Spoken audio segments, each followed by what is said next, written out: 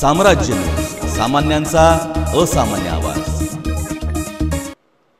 Veerashaiva lady doctors फोरमतर्फे गरीब, गरजू, निराधार आणि विधवा अशा 100 कुटुंबियांना धान्य वाटप करण्यात आले। यामध्ये 1 महिना पुरेल इतके 5 किलो तांदूळ, 5 किलो गहू, 2 किलो साखर, 1 किलो तूर डाळ, 1 लिटर तेल, अर्धा किलो मटकी, अर्धा किलो मूग, 3 कपड्याचे साबण, 3 अंघोळीचे साबण, पाव किलो मिरची पावडर अशा स्वरूपाचे धान्याचे किट बनवून 100 कुटुंबियांना प्रत्येकी 1000 याप्रमाणे 1 लाख रुपयांचे धान्य वाटप यावेळी करण्यात आले। दरम्यान कोरोना काळातच नव्हे तर पुरातन काळापासून डॉक्टरांचे स्थान हे महत्त्वाचे आहे। डॉक्टरांमध्ये आपण देवाचे रूप पाहत असतो। वीरशैव समाजातील महिला डॉक्टर एकत्र येऊन रुग्णसेवेबरोबरच समाजसेवा करत आहेत, हे निश्चितच कौतुकास्पद आहे, असे प्रतिपादन नागणसूर मठाचे मठाधिपती श्रीकंठ शिवाचार्य महास्वामी यांनी केलं।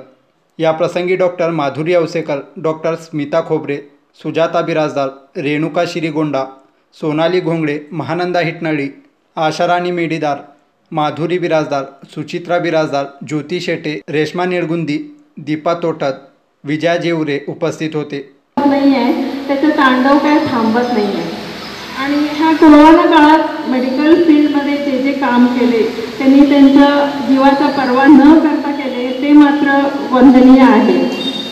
समाजसेवा ही ईश्वर सेवा आहे, त्यामुळे समाजाचं डॉक्टर हे समाजाचं एक समाजसेवेचं एक अविभाज्य अंग आहे असं मला।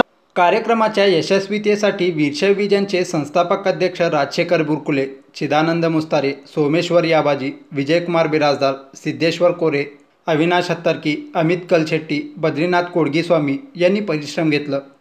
समाजातील गरज कुटुंबांना धान्य वाटप होत आहे। ह्यासाठी उपस्थित असलेले स्वामींचे तसेच प्रमुख पाहुणे डॉक्टर अवसेकर मॅडम यांचे मनपूर्वक आभार मानते। तसंच फोरमचे सगळे महिला डॉक्टरांनी आपले आर्थिक मदत केल्याबद्दल त्यांचेही मी मनपूर्वक आभार मानते। तसंच वीरशैव विजनचे बुरकुले सरांनी आम्हाला मार्गदर्शन दाखवले आणि तसंच त्यांचं मदत मिळाली, त्याबद्दल त्यांचेही मनपूर्वक आभार। इथं उपस्थित असलेले सगळे मान्यवरांची मी मनपूर्वक आभार मानते। धन्यवाद।